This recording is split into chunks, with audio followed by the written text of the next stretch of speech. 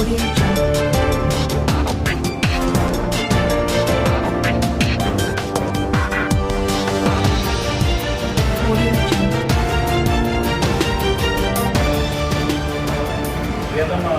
రేవంత్ రెడ్డి గారు already announcement చేయడం జరిగింది. రైతుల పక్షాన నిలబడుతున్న దాంట్లో దానికి ప్రూవ్ చేసుకున్న దాంట్లో భాగంగా రైతులకు 2 లక్షల రుణమాఫీ ఈ ఆగస్టు 15 లోపల అందరి రైతుల ఖాతాల్లో చెల్లించి అందరికీ రుణమాఫీ చేస్తామని చెప్పి మాట ఇచ్చిండు.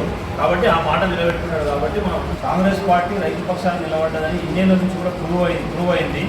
మనము కాంగ్రెస్ పార్టీనే గెలిపిద్దాము. ఎందుకంటే గతంలో 16 నెలలు రైతులందరూ రాస్తారోకోలు ధర్నాలు చేసినప్పటికీ బీజేపీ ప్రభుత్వం ఎలాంటి చర్యలు తీసుకోకుండా రైతులకు ఎలాంటి రక్షణ కల్పించే దాంట్లో వాళ్ళు ఎలాంటి చర్యలు తీసుకోలేదు. రైతులకు ఎలాంటి సంరక్షణ చేయలేదు. రైతులు ఏంటంటే మనకు భారతదేశం లేదు. కాబట్టి రైతుల పక్షాన్ని నిలబడేది కాంగ్రెస్ పార్టీ. ఈరోజు బీఆర్ఎస్ పార్టీ కూడా వస్తున్నది కాబట్టి వస్తుంది. బీఆర్ఎస్ పార్టీ అనేది మొత్తం తెలంగాణలోనే ఆల్రెడీ క్లోజ్ అయిపోయింది. బీఆర్ఎస్ పార్టీకి ఓటేస్తే కూడా మనము దాంతో యూజ్ ఏం లేదు. ఇప్పటి వరకు ఉన్నటువంటి బీఆర్ఎస్ పార్టీ అభ్యర్థి కూడా గతంలో ఆల్రెడీ ఎమ్మెల్సీగా ఉన్నాడు. ఆయన వెంకటరామరెడ్డి గారు ఎమ్మెల్సీగా ఉంది. అతను చేసింది ఏమీ లేదు. అలాగే మన రఘునందనరావు గారు బీజేపీ తరఫునటువంటి అభ్యర్థి కూడా గతంలో 3 సంవత్సరాలు ఎమ్మెల్యేగా తుపాకుతో చేసి ఎలాంటి పని చేసింది లేదు. కాబట్టి మనకు ఈరోజు రైతులకు స్వామినాథన్ కమిటీ సిఫారసులను అమలు చేసేది కాంగ్రెస్ ప్రభుత్వమే. కాబట్టి కాంగ్రెస్ ప్రభుత్వం గతంలో కూడా ఎన్నిసార్లు రైతుల పక్షాన్ని నిలబడ్డది. నేను ఒక రైతు కుటుంబం నుంచి వచ్చినటువంటి వ్యక్తిగా చెప్తున్నా. రైతుల పక్షాన్ని నిలబడ్డది కాంగ్రెస్ పార్టీ. ఈరోజు కూడా కాంగ్రెస్ పార్టీ నిలబడుతుంది. అలాగే ఈరోజు కాంగ్రెస్ పార్టీ కూడా మెదక్ పార్లమెంట్ తరఫున నీలం మధు గారిని ఒక బలైన వర్గాల బిడ్డ కాబట్టి ఆయనకు అవకాశం ఇచ్చింది. కాబట్టి ఈరోజు మనం అందరం కలిసి ఆయనను గెలిపిద్దాం. నీలం మధు గారిని గెలిపిద్దాం. వచ్చినట్టయితే స్వామినాథన్ సిఫారసు సరిగా అమలు చేసినట్టయితే రైతు రాజులాగా బతుకుతాడు. అది కాంగ్రెస్ ప్రభుత్వం చేస్తామని చెప్పింది. మరి వీళ్ళు చేస్తారా లేదా అని అనుమానపడాల్సిన అవసరం లేదు. ఎందుకంటే కాంగ్రెస్ పార్టీకి బ్యాక్ బోన్ వెన్నుముకలా ఎవరు ఉన్నారంటే సోనియా గాంధీ గారు, రాహుల్ గాంధీ గారు ఉన్నారు. సోనియా గాంధీ గారు, రాహుల్ గాంధీ గారు 10 సంవత్సరాలు అవకాశం ఉన్నా కానీ ప్రధానమంత్రి పీఠం వైపు కన్నెత్తి చూడలేదు. అది త్యాగ పురుషులు వాళ్ళు, మహాత్ములు.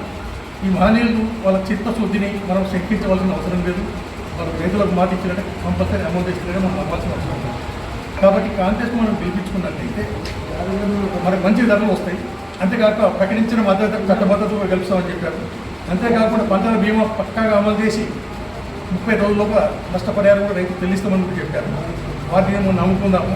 రైతులను బాగుపడాలంటే ఉన్నొక అవకాశం మనం చెడగొట్టుకున్నట్టయితే మళ్ళీ ఇంకొక 5 సంవత్సరాలు మనం ఇలాగే అప్పులతో బ్రతకాల్సిన అవసరం ఉంటుంది. మన భవిష్యత్తే కాకుండా మన పిల్లల భవిష్యత్తును కూడా దృష్టి పెట్టుకొని వాళ్ళు కూడా మంచిగా బతకాలి. రైతు అంటే మళ్ళీ రాజులాగా బతకాలి. రైతుల పిల్లలకు గౌరవం ఉండాలి. రైతు కుటుంబ సభ్యులకి పిల్లల్ని ఇస్తాము ముందుకు రావాలి. ఇలాంటి కండిషన్స్ కావాలి. కాంగ్రెస్ పార్టీ ముఖ్యంగా కోరుకునేది ఏంటంటే ఇక్కడ మెదక్ నియోజకవర్గంలో బీసీ వెనుకబడిన తరగతి వాళ్ళకు అవకాశం వచ్చింది. నీలం మధు గారిని భారీ మెజార్టీతో గెలిపించాలని కోరుకుంటూ అదే ప్రతి ఒక్క నియోజకవర్గంలో కాంగ్రెస్ పార్టీ తరఫున ఎవరు ఉన్నా వాళ్ళకు సపోర్ట్ చేయాలని వీళ్ళు ఈ ఎలక్షన్ల ముందే డ్రామాలు ఆడుతున్నారు. బీఆర్ఎస్ బీజేపీ ఒకటే, వాళ్ళకి ఎవరికి వేసినా అది చెల్లని రూపాయి ఖచ్చితంగా. ఇంకోటి ఇక్కడ ఉన్న బీజేపీ క్యాండిడేట్ గురించి చెప్పాలనుకుంటే రఘునందన్ రావు గారు 3 సంవత్సరాల ముందు దుబ్బాక ఎలక్షన్లో 80,000 ఓట్లతోని గెలిచిండు. ఆయన పనితనం సరిగా లేక 3 సంవత్సరాల తర్వాత ఆయనకు వచ్చిన ఓట్లు 25,000. అంటే అక్కడనే 55,000 ఓట్లు రివర్స్ అయింది. అంటే డిపాజిట్ కూడా రాకుంటున్నది. అతను ఏదో జిమ్మిక్కులాగా నేను గెలుస్తానే చూసుకుంటుడు. ఆయనకు ఎలాంటి లేదు. దుబ్బాకలో చెల్లని రూపాయి మెదక్లో కూడా చెందదు.